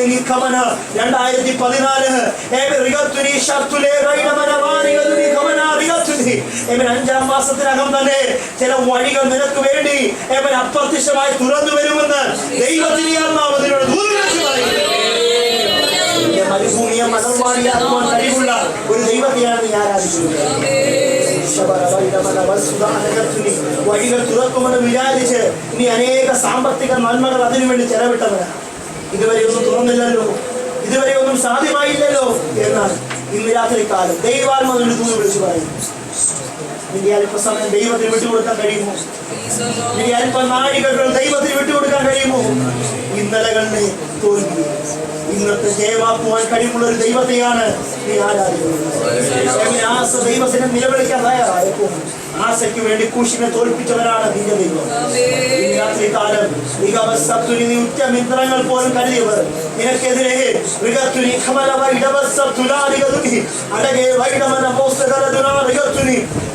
ഇപ്രകാരം ഒരു വെളിപ്പാട് കാണിക്കുന്നു. നീ ഏകനായി നിൽക്കുമ്പോൾ നിന്നെ കൊല്ലുവാൻ വേണ്ടി ഒരു കൂട്ടം ജനം പടക്കെടുക്കുന്നത് പോലെ നിന്റെ ഏകാഗ്രത നടുവിൽ നിന്നെ ചൂഷണം ചെയ്യുവാൻ ശ്രമിക്കുന്ന അനേകം മിത്രങ്ങൾ നിന്നെ ചുറ്റുമുണ്ട്. നിന്റെ ചുറ്റുമുള്ള കൂട്ടുകാരെയല്ല നീ നോക്കേണ്ടത്, അവരൊക്കെ അല്പ ലാഭത്തിന് വേണ്ടി നിന്റെ കൂടെ കൂടുന്നത്. എന്നാൽ നിത്യനായ ദൈവത്തെ നീ സ്നേഹിക്കാൻ തയ്യാറാകുമോ? നിത്യനായ ദൈവത്തിന് നീ മുഴങ്ങാൻ മടക്കാൻ തയ്യാറാകുമോ? മറ്റെവരിടത്തും രക്ഷയില്ല. നാം രക്ഷിക്കപ്പെടുവാൻ ആകാശത്തിന്റെ കീഴിൽ മനുഷ്യരുടെയും നൽകപ്പെട്ട വേറെ ഒരു നാമവും ഇല്ല. രക്ഷിക്കുവാൻ കഴിവുള്ള ദൈവം നിന്റെ കൂടെയുണ്ട്. അവങ്കിലേക്ക് നീ നോക്ക്. നിന്റെ മുഖം വന്നെ വാടുവാൻ ദൈവം അനുവദിക്കത്തില്ല. നീ അറിയിക്കാതെ ചില മേഖലയിലൂടെ നടത്തുവാൻ എനിക്ക് പദ്ധതിയുണ്ട്. നീ ഇതുവരെ ചിന്തിച്ചിട്ട് പോലും ഇല്ലാത്ത ചില പുതിയ വഴികൾ നിനക്ക് വേണ്ടി തുറന്നു നിന്നെ മാനിക്കുവാൻ, അവൻ എങ്ങനെ രക്ഷപ്പെട്ടുവെന്ന് ജനം ചോദിക്കുവാറ് നിന്റെ വഴിയെ വിടുതലാക്കി തീർക്കുവാൻ എനിക്ക് പദ്ധതിയുണ്ടെന്ന് ആത്മാവ് ദൂത് വിളിച്ചു പറയുന്നു. അതുകൊണ്ട് ഇന്ന് രാത്രികാലം വിശ്വസിക്കാൻ മാത്രം ചെയ്യുക. ഇന്ന് നിനക്ക് വേണ്ടി ചെയ്ത രക്ഷയെ കണ്ടുകൊള്ളുക എന്ന് ആത്മാവ് ദൂത് വിളിച്ചു പറയുന്നു. യേശുവിൻ നാമത്തിൽ അപ്പോൾ നമ്മുടെ ആഗോർ താഴ്വര എന്താണ്? ഒരു ജയത്തിന്റെ താഴ്വരയാക്കുക. നമ്മുടെ പരാജയത്തിന്റെ താഴ്വര ഒരു ജയത്തിന്റെ താഴ്വരയാക്കുവാൻ നമ്മുടെ ദൈവം ശക്തരാണ്. ഞാൻ അവളെ വശീകരിച്ച് മരുഭൂമി കൊണ്ട് അവളോട് കൃത്യമായി സംസാരിക്കും. അവിടെ വെച്ച് ഞാൻ അവൾക്ക് മുന്തിരിത്തോട്ടങ്ങളും പ്രത്യാശയുടെ വാതിലായ ആഗോർ താഴ്വരയും കൊടുക്കും. ഇന്ന് രാത്രികാലം എത്ര പേർ വിശ്വസിക്കും? നമുക്ക് വേണ്ടി ഒരു ആഗോർ കാത്തിരിപ്പുണ്ട്. നീ ഇന്ന് രാത്രികാലം വിശ്വാസത്തോടെ കാലെടുത്ത് വെക്കാൻ തയ്യാറാണോ? നീ ഒരു പക്ഷേ വിചാരിച്ചേക്കാം, ആഗോറിൽ മരുഭൂമിയല്ലേ, ആഗോർ വേദനയുടേതല്ലേ? അല്ല കുഞ്ഞെ, നിനക്ക് തെറ്റുപറ്റി. എന്റെ ദൈവം നിന്റെ ആഗോറിനെ തൊട്ടാൽ, എന്റെ ദൈവം നിന്റെ ആഗോറിനെ തൊട്ടാൽ നിന്റെ ആഗോർ ഒരു ജയത്തിന്റെ ആഗോറാകും. നിന്റെ ആഗോർ ഒരു വിജയത്തിന്റെ ആഗോറാകും. നിന്റെ ആഗോർ ഒരു അത്ഭുതത്തിന്റെ ആഗോറാകും. മരുഭൂമിയല്ല നീ നോക്കേണ്ടത്. മരുഭൂമിയിൽ നിന്നെ വഴി നടത്തുവാൻ കഴിവുള്ള ഒരു ദൈവത്തിലേക്ക് നിന്റെ കണ്ണുകളെ നീ ഉയർത്തട്ടെ. സമയം വളരെയേറെ മുന്നോട്ട് പോകുന്നത് കൊണ്ട് ഒരു ചിന്തയോടെ പറയുന്ന വാക്കുകളെ ചുരുക്കാൻ ആഗ്രഹിക്കുന്നു. മൂന്നാമതായി നമ്മൾ ചിന്തിക്കാൻ ആഗ്രഹിക്കുന്ന താഴ്വര രോഗത്തിന്റെ താഴ്വര. രോഗത്തിന്റെ താഴ്വര. യോഹന്നാന്റെ സുവിശേഷം 5-ാം അധ്യായം പഠിക്കുമ്പോൾ അവിടെ ഒരു വ്യക്തിയെ കാണുവാൻ കഴിയുന്നു. ബെഥെസ്ദ കുളത്തിന്റെ കരയിൽ ഒരു വ്യക്തി കിടക്കുന്നു. അവൻ ഏകദേശം 38 വർഷമായ കുളത്തിന്റെ കരയിൽ കിടക്കുകയാണ്. Price the Lord. നമ്മൾ ചിന്തിക്കാൻ പോകുന്ന 5-ാമത്തെ താഴ്വര രോഗത്തിന്റെ താഴ്വര. Price the Lord. ദൈവത്തെ സ്തുതിക്കാം.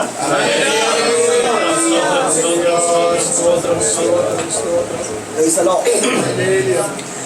ഈ താഴ്വരയിൽ സെബദ കുളത്തിന്റെ ബെഥെസ്ദ എന്ന കുളത്തിന്റെ അർത്ഥം അത് ആട്ടുവാതിലുള്ള ഏകദേശം 5 വാതിലുകളുള്ള കുളമാണ് ബെഥെസ്ദ കുളം. അതിന്റെ പ്രത്യേകത 2-3 വാക്യങ്ങൾ പഠിക്കുവാൻ കാണുവാൻ കഴിയുന്നു. കുരുടർ, മുടന്തർ, പലവിധ വ്യാധികളുള്ളവർ എവിടെയുണ്ട്? ആ കുളത്തിന്റെ കരയിലുണ്ട്. ഏകദേശം വലിയൊരു സൈന്യമാണ്, വലിയൊരു സംഘമാണ് കുളത്തിന്റെ കരയിൽ കിടക്കുന്നത്. എന്നാൽ അവിടെ ഒരു വ്യക്തി കിടക്കുന്നു. കുരുടരിലേക്ക് യേശുവിന്റെ കണ്ണ് പോയില്ല, മുടന്തരിലേക്ക് യേശുവിന്റെ കണ്ണ് പോയില്ല. ഒരുപാട് ജനം കൂടി നിന്നിട്ടും യേശുവിന്റെ കണ്ണ് ഒരുവനിലേക്ക് പതിഞ്ഞു. ഈ കുളത്തിന്റെ പ്രത്യേകത എന്ന് പറയുന്നത്, ഈ കുളത്തിന് പ്രത്യേകിച്ചൊന്നും പറയാനില്ല, ഈ കുളത്തിന് പ്രത്യേകിച്ചൊന്നും പുകഴാനില്ല. കുളത്തിന്റെ ആഴമോ കുളത്തിന്റെ വലിപ്പമോ കുളത്തിന്റെ വീതിയോ അല്ല സൗഖ്യമാക്കാൻ ഉതകുന്നത്. സൗഖ്യമാക്കാൻ ഉതകുന്ന ഒരൊറ്റ കാര്യമാണ്, സ്വർഗത്തിലെ ദൂതൻ ഇറങ്ങി കുളം കലക്കിയ ശേഷം ആദ്യമായി ചാടുന്നു. അവര് മാത്രമേ എന്തുള്ളൂ. എന്നാൽ എന്നെ വളരെ സന്തോഷിപ്പിച്ചൊരു ഭാഗമാണ്, ഇവനോട് യേശു ചോദിക്കും, നിനക്ക് സൗഖ്യമാകാൻ മനസ്സുണ്ടോ? അവൻ പറഞ്ഞ മറുപടി, ഗുരുവേ, എനിക്ക് സൗഖ്യമാകാൻ മനസ്സാണ്, എന്നാൽ എന്നെ ഇതിലേക്ക് ഇടുവാൻ ഞാൻ തന്നെ ചെല്ലുമ്പോഴത്തേക്കിന് എനിക്ക് മുമ്പായി പലരും ചാടി എന്താകുന്നു? സൗഖ്യമാകുന്നു. Praise the lord. ഒരു വിധത്തിലും ഇവൻ ഇന്നുവരെ സൗഖ്യമായിട്ടില്ല. ഏകദേശം അവന് 40-ൽ പരം വയസ്സുണ്ട്. ഏകദേശം. Price the Lord. 38 വർഷമായി ഈ മനുഷ്യന് ബെന്തിക്കോസിന്റെ പല ചരിത്രം പറയാനുണ്ട്, രോഗശാന്തിയുടെ പല ചരിത്രം പറയാനുണ്ട്. എന്നാൽ കുഞ്ഞെ, നീ എന്താ സൗഖ്യമാകാൻ? 38 വർഷമായി ഇവൻ ഒരുവന്റെ വരവ് കാത്തു കിടക്കുകയായിരുന്നു. അത് മറ്റാരുമല്ല, നസ്രയനായ യേശുവിന്റെ വരവായിരുന്നു. ഇന്നലെകളിൽ നീ എന്താ സൗഖ്യമാകാഞ്ഞത്? ഇന്നലെകളിൽ നീ എന്താ വിടുവിക്കപ്പെടാഞ്ഞത്? ഇന്നലെകളിൽ നീ എന്താ നന്മ അനുഭവിക്കാഞ്ഞത്? കുഞ്ഞെ, നിനക്ക് വേണ്ടി ഒരു യേശു കടന്നു വരുന്നുണ്ട്. നിനക്ക് വേണ്ടി ഒരു നസ്രയൻ കടന്നു വരുന്നുണ്ട്. അവനിലൂടെയാണ് നിന്റെ വിടുതൽ ഇരിക്കുന്നത്. അവനിലൂടെയാണ് നിന്റെ സൗഖ്യം ഇരിക്കുന്നത്.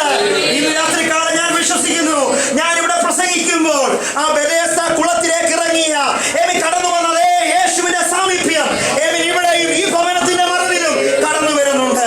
നിന്റെ വ്യാധി ഏതുമായിക്കോട്ടെ, നിന്റെ രോഗം ഏതുമായിക്കോട്ടെ, നീ അലട്ടുന്ന പ്രശ്നം ഏതുമായിക്കോട്ടെ, പൂർണ്ണമായ ഒരു പരിഹാരം തരുവാൻ ഇന്ന് രാത്രികാലം ഇവിടെ കടന്നു വന്നിട്ടുണ്ട്. ഇന്നലെ നോക്കിയത് ദൂതന്റെ ഇറക്കമായിരുന്നു. ഇന്നലെ നോക്കിയത് കുളമാരെങ്കിലും കലക്കുന്നുണ്ടോ എന്നായിരുന്നു. എന്നാൽ കുഞ്ഞേ, നിന്റെ പ്രതീക്ഷയ്ക്ക് ഭംഗം വരുത്തി പലരും ചാടി രക്ഷ പ്രാപിക്കുമ്പോൾ, നിന്റെ പ്രതീക്ഷകൾക്ക് അഭംഗി വരുത്തി പലരും പാടി വിടുതൽ പ്രാപിക്കുമ്പോൾ, നീ ദൈവത്തോട് ചോദിക്കുന്നു, ദൈവമേ, നീ എന്നെ മറന്നോ? ഈ കുളത്തിന്റെ കരയിൽ ദൂതൻ ഇറങ്ങുമ്പോൾ മാത്രമല്ലേ വിടുതലുള്ളൂ. ദൂതൻ ഇറങ്ങാത്തപ്പോൾ ഒരു വിടുതൽ തരുന്ന ദാതാവ് എനിക്ക് വേണ്ടിയുണ്ട്.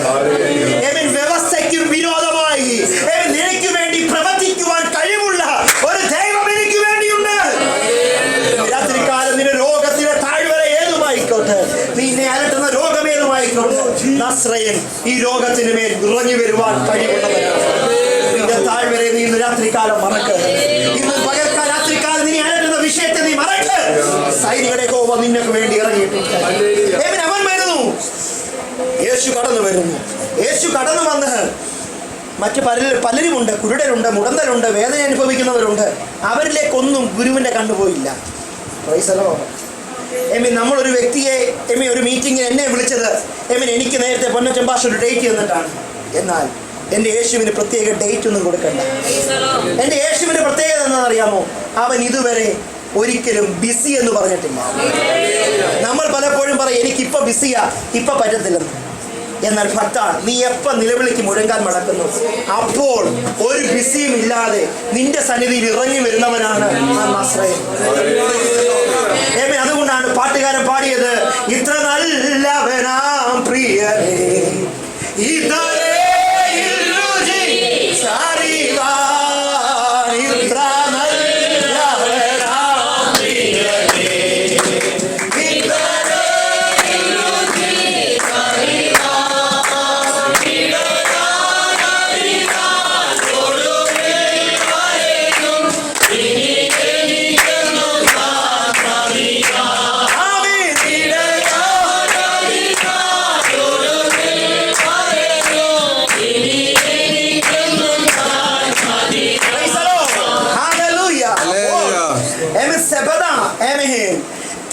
താഴ്വരയിൽ ദൈവത്തിന്റെ ജനം എന്തിനു വേണ്ടിയാ വന്നത്? അവർ കൂടിയിരുന്നത് എന്തിനു വേണ്ടിയാ? ആ കുളത്തിന്റെ പ്രത്യേകത എന്തുവാ? സൗഖ്യമാക്കുന്ന കുളമാണ്. ആ കുളത്തിന് 5 വാതിലുമുണ്ട്, ആട്ടുവാതിലുകൾ ഉണ്ടെന്ന് അറിയപ്പെടുന്നത്. അതിലേക്ക് ചരിത്രത്തിലേക്കൊന്നും ഞാൻ പോകുന്നില്ല, എൻ്റെ വിഷയത്തിനെ നിൽക്കട്ടെ. അന്ന് പകൽക്കാലം പതുപോലെ അവൻ എഴുന്നേറ്റു. അവൻ്റെ ദിനചര്യകൾ മുഴുവൻ കഴിഞ്ഞു. അവൻ ഇങ്ങനെ എങ്ങോട്ടാ അവൻ്റെ നോട്ടം? കുളത്തിലേക്ക് നോക്കി 38 വർഷമായി കിടക്കുന്നത് പോലെ അന്നും അവൻ കിടന്നു. അന്നും അവൻ കിടക്കുന്നത് പോലെ തന്നെയാണ്. എന്നാൽ അന്ന് അവൻ്റെ അവസാന കിടപ്പായിരുന്നു. എന്താ കാരണം എന്നറിയാമോ? നസ്രയൻ അവനെ അന്വേഷിച്ച് ആ കുളത്തിൽ വന്നു. ഇന്ന് രാത്രികാലം കുഞ്ഞെ, നിന്റെ കുലമഹിമയല്ല നീ ഇവിടെ ആയിരിക്കുന്നത്, നീ ചെയ്ത പുണ്യപ്രവൃത്തിയല്ല നീ ഇവിടെ ആയിരിക്കുന്നത്. നസ്രയനായ ദൈവം നിന്നെ കണ്ടത് കൊണ്ടാ. ആ കാൽവറി ക്രൂശിങ്കൽ അവൻ നിനക്ക് വേണ്ടി ചൊരിഞ്ഞ ചോരയുടെ മറുവിലയാണ് ഇന്ന് രാത്രികാലം നീ അനുഭവിക്കുന്ന സന്തോഷം, ഇന്ന് രാത്രികാലം നീ അനുഭവിക്കുന്ന ആനന്ദം, ആഹ്ലാദം. അതുകൊണ്ട് ഭയത്തോടെ യഹോവയെ സേവിക്കാൻ തയ്യാറാകട്ടെ. മടങ്ങി വരട്ടെ. യേശുവിന്റെ അരികിലേക്ക് വന്നു. അവന്റെ അരികിൽ വന്നപ്പോൾ അതുവരെ അവൻ അറിയത്തില്ല ഇവൻ ആരാണെന്ന്. അതുവരെ ആ ദിവസത്തിന്റെ പ്രത്യേകത ശബത്താണ്, ആരും ഒന്നും ചെയ്യത്തില്ല. ആ വലിയ വിഷയം, അതിലേക്ക് പോകുന്നില്ല. യേശു അവനോട് ചോദിച്ചു, കുഞ്ഞെ നീ എന്തിനാ ഇവിടെ കിടക്കുന്നേ? അവൻ പറഞ്ഞു, അപ്പനും അമ്മയൊക്കെ എനിക്കുണ്ടായിരുന്നു, എന്നാൽ എൻ്റെ മുടന്ത് എന്നെ എവിടെ എത്തിച്ചു? കുളക്കരയിൽ എത്തിച്ചു. ഇന്ന് എനിക്ക് ആരുമില്ല. എൻ്റെ യേശുവിന് വേണ്ടത് ആ ഒരു പദമാണ്. നമ്മൾ പലപ്പോഴും സൗഖ്യമാകാത്തതെന്ന് അറിയാമോ? നമ്മൾ പലരുടെയും കെയർ ഓഫ് എടുക്കുന്നവരാ. പാസ്റ്ററുടെയും പിതാവിൻ്റെയും, അല്ലെ എൻ്റെ സഹോദരൻ, അല്ലെ എൻ്റെ മിത്രം പോലീസാണെന്നും വക്കീലാണെന്നും ജഡ്ജിയാണെന്നും പറഞ്ഞ് നമ്മൾ പലപ്പോഴും പലരുടെയും കെയർ ഓഫ് എടുക്കുകയാണ്. നീ കെയർ ഓഫ് എടുക്കുന്നത് കൊണ്ടാണ് നീ ഇതുവരെ രക്ഷപ്പെടാത്തത്.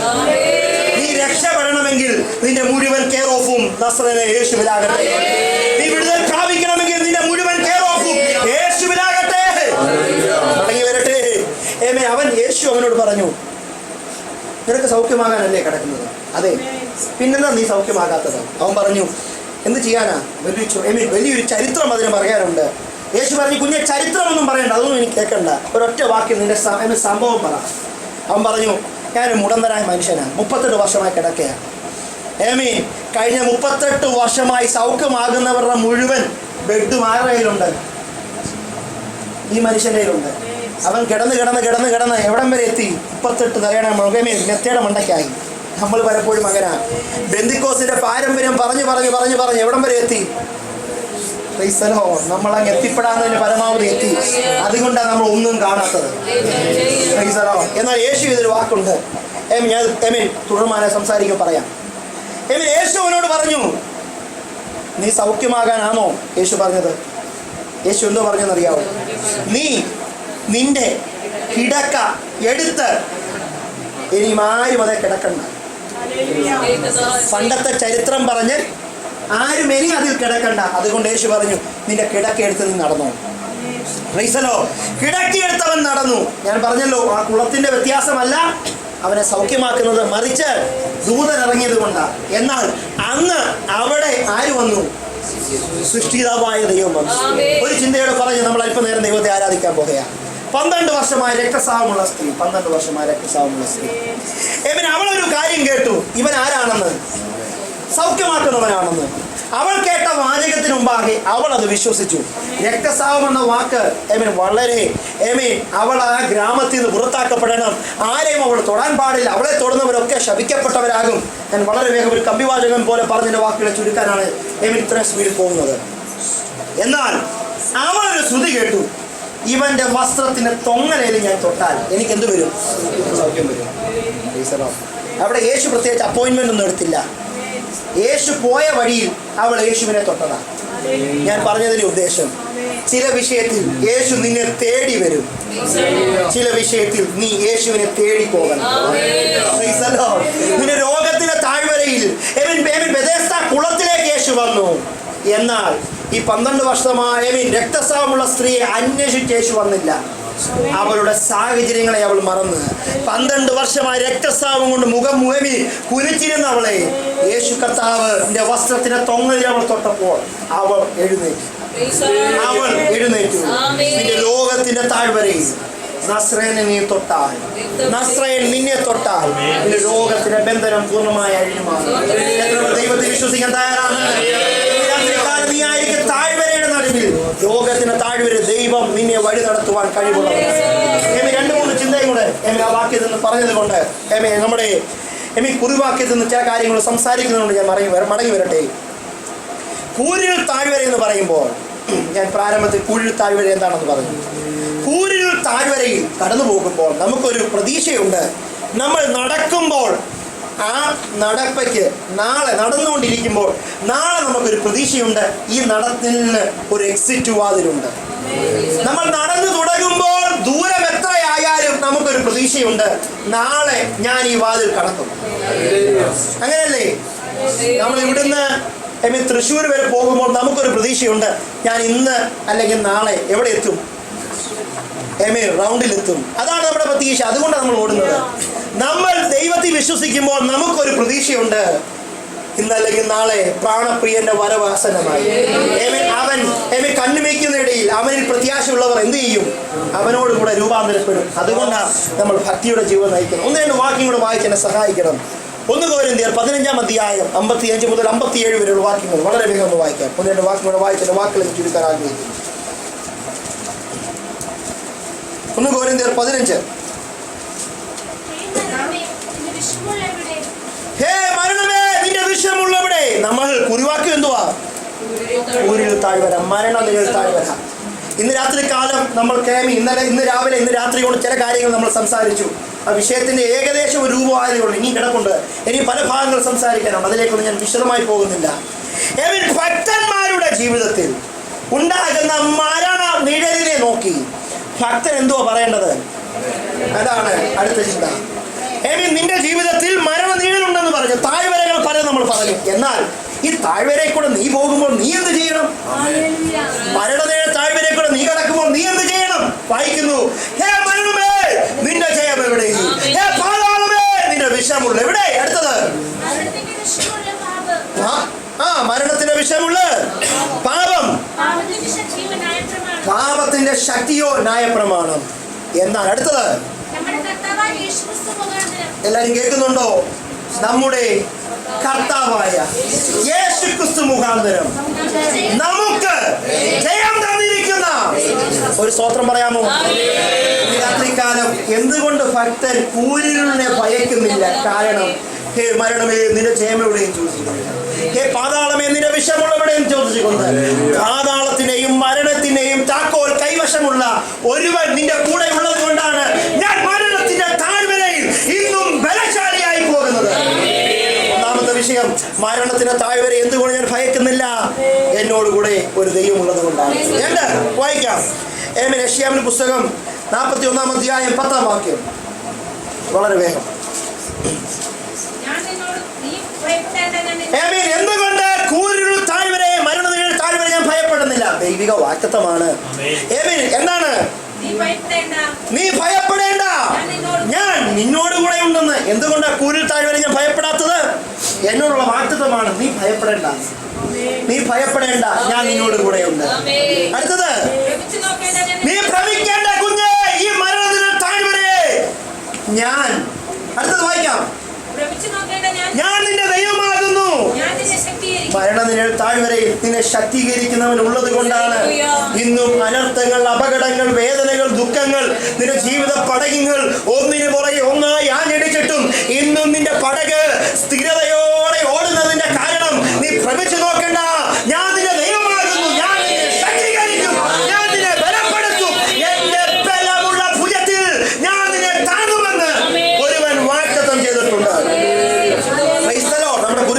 മടങ്ങി വരട്ടെ.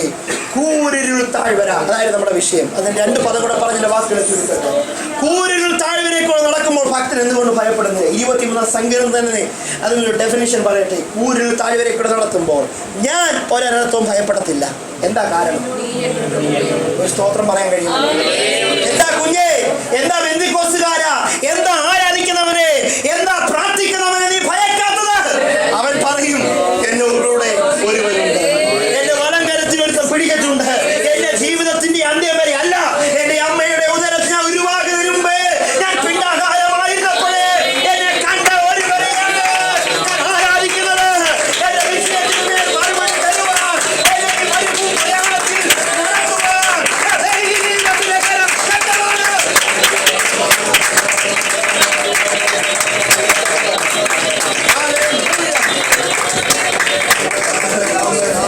യെശയ്യാവിന്റെ പുസ്തകം 9-ാം അധ്യായം 2-ാം വാക്യം പഠിക്കുമ്പോൾ കാണുവാൻ കഴിയുന്നു, ഇരുട്ടിൽ നടന്ന ജനം വലിയൊരു പ്രകാശം കണ്ടു.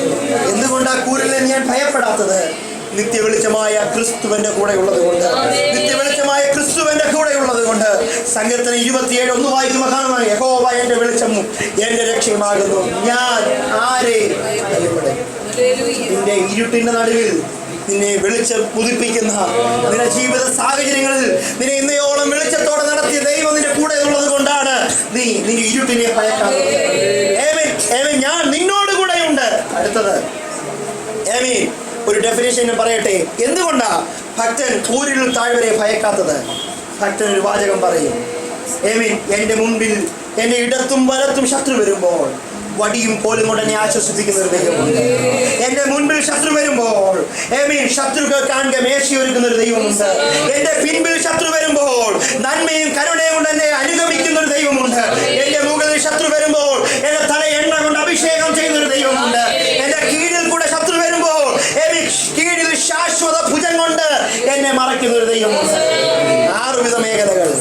എന്തുകൊണ്ടാ കുഞ്ഞെ നീ കൂരിരുൾ താഴ്വരെ ഭയപ്പെടാത്തത്? എന്റെ ഇടത്തും വലത്തും സംരക്ഷണം തരുന്ന ഒരു ദൈവം എന്റെ കൂടെയുണ്ട്. എന്റെ മുൻപിൽ ശത്രുക്കൾ കാണുക മേശയൊരുക്കുന്ന ഒരു ദൈവമുണ്ട്. എന്റെ പിറകിൽ നന്മയും കരുണയും എന്റെ ആയുഷ്കാലം മുഴുവൻ എന്നെ പിന്തുടരിപ്പിക്കുന്ന ഒരു ദൈവമുണ്ട്. എന്റെ മുകളിൽ എണ്ണ കൊണ്ട് അഭിഷേകം ചെയ്യുന്ന ഒരു ദൈവമുണ്ട്. എന്റെ കീഴിൽ ശാശ്വത ഭുജം കൊണ്ട് എന്നെ മറയ്ക്കുന്ന ഒരു ദൈവമുണ്ട്. ആ ദൈവം എന്റെ കൂടെ ഉള്ളപ്പോൾ പിന്നെ എന്തിനാ ഞാൻ കൂരിരുളിനെ ഭയക്കുന്നത്? പിന്നെ എന്തിനാ എന്റെ മുമ്പിൽ വരുന്ന പ്രശ്നങ്ങളെ ഞാൻ ഭയക്കുന്നത്? ഒരു ഭക്തന്റെ ജീവിതത്തിൽ ഉണ്ടാകുന്ന കൂരിരുൾ താഴ്വരയിൽ അവനൊരു പ്രതീക്ഷയുണ്ട്. ഞാൻ വിശ്വാസത്തോടെ ഓട്ടമോടുന്നു, ഞാൻ വിശ്വാസത്തോടെ ഈ കൂരിരുൾ നടക്കുന്നു. പ്രതികൂലങ്ങൾ, പ്രശ്നങ്ങൾ എന്റെ ജീവിതത്തിൽ വന്നാലും, കഷ്ടതകൾ, വേദനകൾ എന്റെ ജീവിതത്തിൽ വന്നാലും, എന്നെ വിളിച്ചവൻ ഉണ്മയുള്ളവൻ എനിക്കറിയാം. എന്നെ കണ്ണിൻ മണി പോലെ കാക്കുവാൻ അവൻ ശക്തനെന്ന് ഞാൻ അറിയുന്നു. അവൻ എന്റെ ഉപനിധിയാണെന്ന് എനിക്കറിയാം. ഈ മരുഭൂ പ്രയാണത്തിൽ എന്റെ നന്മയും കരുണയും എന്റെ ആയുഷ്കാലം മുഴുവൻ എന്നെ പിന്തുടരുത്ത് എന്നെ ദീർഘകാലം വസിപ്പിക്കുമാറാക്കുന്ന ഒരു ദൈവം എന്നെ കൂടെയുണ്ട്. അതുകൊണ്ട് ഭക്ത, നിന്റെ ഓട്ടം സ്ഥിരതയോടെ ആകട്ടെ. നിന്റെ വിശ്വാസത്തിന്റെ പോർക്കളത്തിൽ നീ വിശ്വസ്തയോടെ നിൽക്കട്ടെ. മറ്റൊരുവനിലേക്കല്ല നീ നോക്കേണ്ടത്. വചനം പറയുന്നു, മറ്റൊരുത്തരിലും രക്ഷയില്ല. നാം രക്ഷിക്കപ്പെടുവാൻ ഏകനാമം നസ്രേനായ യേശുവിന്റെ നാമം. ഇന്ന് രാത്രികാലം ദൈവത്തിന്റെ പൈതൽ ഒരു നിമിഷം കണ്ണുകളെ അടയ്ക്കാം. നമുക്ക് ദൈവത്തിന്റെ അല്പനിമിഷം പ്രാർത്ഥനയ്ക്കായി തലകളെ വണക്കാം. Hallelujah, hallelujah, hallelujah, hallelujah. യേശു ക്രിസ്തുവിന്റെ നാമത്തിൽ ഈ പ്രിയ ഭവനത്തിനെ ഓർത്ത് നമുക്ക് അല്പനിമിഷം പ്രാർത്ഥനയ്ക്കായി ദൈവത്തിന്റെ അടുത്ത് വരാം. ഈ കുടുംബം ഇവിടെ പ്രാർത്ഥന രാവിലെയും രാത്രിയും ക്രമീകരിച്ചത് ഈ കുടുംബത്തിന് മേലൊരു ദൈവിക സൗഖ്യത്തിന് വേണ്ടിയാണ്. ഈ കുടുംബത്തിന് മേൽ ദൈവിക പ്രവൃത്തിക്ക് വേണ്ടിയാണ്. ഈ കുടുംബത്തിന് ഒരു അത്ഭുതം കാണുവാൻ വേണ്ടിയാണ്. കൂരിരുൾ താഴ്വരയിൽ നമുക്ക് വേണ്ടി അത്ഭുതം ചെയ്യുന്ന ഒരു ദൈവം ഇന്നു രാത്രികാലം പ്രിയ കുടുംബത്തിന്റെ മേഖലകളിൽ ഇറങ്ങി വരുവാൻ നമുക്ക് അല്പനിമിഷം ദൈവത്തോട് പ്രാർത്ഥിക്കാം.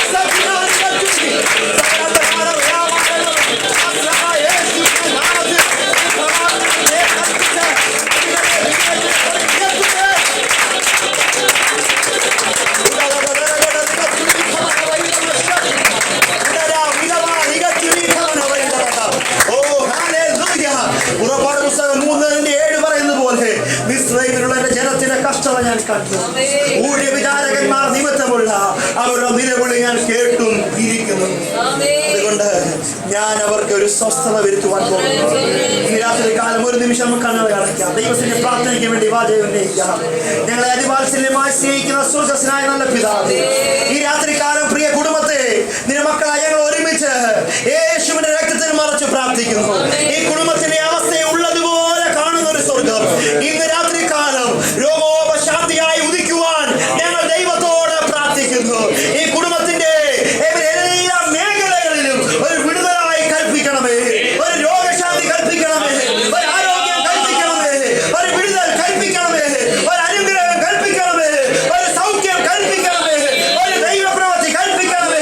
കൂടെ നിൽക്കുന്നവർ കാണെ, ലജ്ജിപ്പിക്കുവാൻ നിന്ദിക്കുവാൻ നോക്കി നിൽക്കുന്നവർ കാണെ, നന്മയ്ക്കായ ഒരു അടയാളം ഇതിനു വേണ്ടി ചെയ്യുവാൻ ഞങ്ങൾ ദൈവത്തോടെ പ്രാർത്ഥിക്കുന്നു. ഈ കുടുംബം ഞങ്ങൾ യേശുവിന്റെ രക്തത്തിൽ മുദ്രയിടുന്നു. പ്രാർത്ഥന കേൾക്കും യേശുവിൻ നാമത്തിൽ തന്നെ. ഇന്ന് പകലിലും രാത്രിയിലേക്കും ശുശ്രൂഷയ്ക്ക് എന്നെ ക്ഷണിച്ച ദൈവസഭയ്ക്കും പ്രിയ പൊന്നച്ചൻ ഭാഷക്കും കുടുംബത്തിനും എൻ്റെ സ്നേഹബന്ധനത്തെ ഞാൻ അറിയിക്കുന്നു. നിങ്ങൾ എന്നെ ഓർത്ത് പ്രാർത്ഥിക്കുക. ദൈവം നമ്മളെ ഏവരെ അനുഗ്രഹിക്കുമാറാകും.